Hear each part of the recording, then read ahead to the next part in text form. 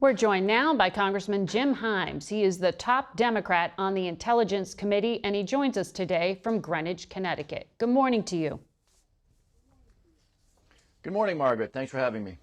You just heard the speaker. I know you did not vote for this bill, but you know, Connecticut has one of the highest state and local tax burdens in the country. Do you at least like that one little portion of this bill? That one little portion is going to be good for my constituents. But Margaret, I got to tell you, it was like listening to 1984 or something, listening to the speaker. You know, anybody can look this up. The American people want basically three things out of their federal budget. Number one, at this point in time when Americans, the wealthiest Americans are doing better than ever before, Americans want the wealthiest of Americans to pay more taxes and to give tax relief to the middle class and below. Number two, they want us to address the deficit, which is now spiraling out of control to the point where we got a downgrade in one of the U.S. credit ratings. And third, they want a simpler tax code. This bill fails spectacularly on all three counts. They're cutting Medicaid and nutritional assistance, food stamps, to tens of millions of Americans in order to preserve tax breaks for the wealthiest Americans. They're adding $3 trillion to the deficit with this bill. And lastly, they're gumming up the tax code with you don't have to pay taxes on tips. Now, what about the folks who don't earn tips? They're, you know, auto lending. I mean, again, on the three things that Americans care most about, that they want the Congress to do, this bill fails spectacularly. Look, and that's going to show up in the polling pretty soon as Americans come to realize what it is that the House of Representatives just did. Well, I want to ask you about your other role on the House Intelligence Committee. When it comes to what the president has vowed to do to Russia, he floated this idea 2 weeks ago of possible sanctions if Russia doesn't stop its war in Ukraine. But then he spoke to Vladimir Putin on Monday, and we heard nothing about sanctions. We did hear from the head of the Defense Intelligence Agency that this war is trending in favor of Russia. What changes need to be made, if anything, to how the U.S. provides support? Well, Margaret, look, we're at a fork in the road with respect to the Russia-Ukraine war. And, you know, Donald Trump and his acolytes in the Congress will go along with one of these two choices. Either we will continue the trajectory that started when the president and the vice president humiliated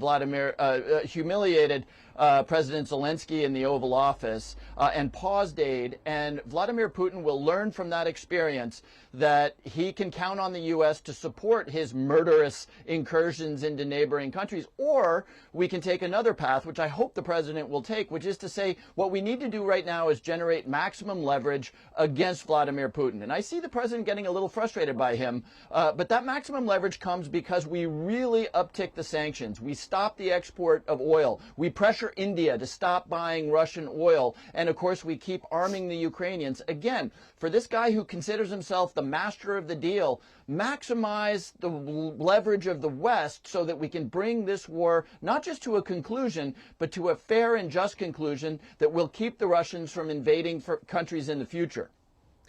In your role on the Intelligence Committee, you get to see things the public does not. With that in mind, the president has designated this Venezuelan gang, Tren de Aragua, TDA, as a foreign terrorist organization. He says they're invading the country. He's using the Alien Enemies Act to deport alleged members without a day in court. Part of the legal justification of all of this rests on the claim that the Venezuelan government is controlling what TDA is doing. The National Intelligence Council assessed the Maduro government does not control the gang. But on this program last Sunday, the Secretary of State rejected that. He says he favors the FBI's finding, which is that some members of the Venezuelan government do influence the gang.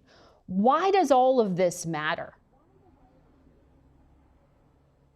Well, it matters, Margaret, because I'll remind you that in the George W. Bush administration, exactly what is happening right now happened. It was a different topic. Right now, despite the conclusions of the intelligence community, the president, the director of national intelligence, and the secretary of state are saying that Venezuela directs Trinidad. Now, they're saying that because they need this no due process mechanism of deporting people, the Alien Enemies Act, which, by the way, the courts are now laughing at. But the reason it matters, Margaret, is because the last time the White House did this, when they were determined that the intelligence community be forced to find weapons of mass destruction in Iraq, which there turned out not to be, 4,400 American servicemen perished in a war that was fought on false pretenses. Not to mention, by the way, the many hundreds of thousands of Iraqis who perished in that war, which was a catastrophic strategic mistake driven by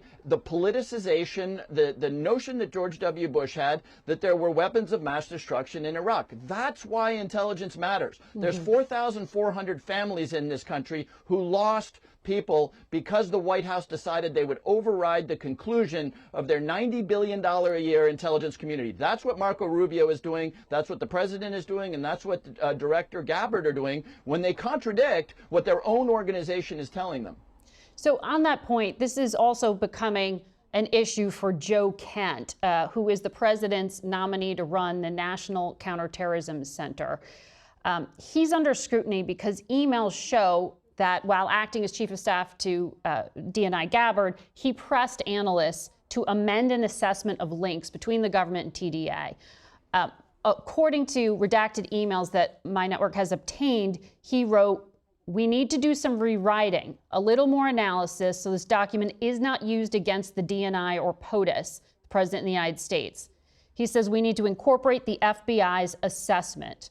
You have now read these declassified emails as well. Do you believe that Joe Kent was just asking for more context? No, he absolutely was not, and I have seen the redacted emails. He was pressuring the National Intelligence Council to alter their conclusions. And look, he gave away the game. You just read the line. He told us why he did that, so that this report would not be used against the president or the director of national intelligence. Think about that. The chief of staff of the Office of the Director of National Intelligence wasn't saying, we need the very best intelligence here. We need you to go back and make sure you're 100% true. He was saying, we need to make sure that your product is not used to embarrass the president and the director of national intelligence. That is the very definition of politicizing intelligence. This is not about embarrassing or not embarrassing anybody. Again, back to those 4,400 dead Americans. Yes. So no, Joe Kent must never be confirmed for any Senate confirmed. Look, it's all out there for the Senate to see. So no, he must never be confirmed for any Senate confirmed position because of what he did. Okay, and those emails are available for the public to read as well. Congressman Himes, thank you